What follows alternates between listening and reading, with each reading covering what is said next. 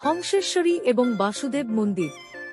হংসেশ্বরী মন্দিরটি কিছু অংশ পাথর এবং কিছু অংশ ইট দিয়ে তৈরি। এই রত্ন মন্দিরটির ত্রয়োদশ রত্ন পাঁচতলা মন্দিরের চারদিকে সজ্জিত আছে। এই রত্নগুলি প্রচলিত খাঁজের পরিবর্তে শালকর এবং পদ্মপাপড়ি কারুকার্য যুক্ত। পবিত্র গর্ভগৃহে একটি কাঠের হংসেশ্বরী মূর্তি স্থাপিত আছে। শায়িত দেবীর নাভি থেকে নির্গত বৃন্তযুক্ত পদ্মের উপর দেবী বসে আছেন।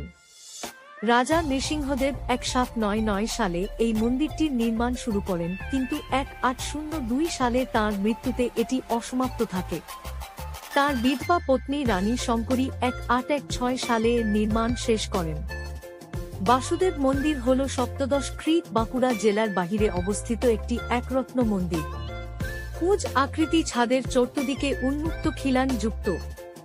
মন্দিরের পূর্ব এবং দক্ষিণ দিকের বহির্ভাগ তিনটি খিলান যুক্ত। তাহলে আর দেরি কেন, একবার ঘুরেই আসুন হুগলির এই হংসেশ্বরী মন্দির থেকে।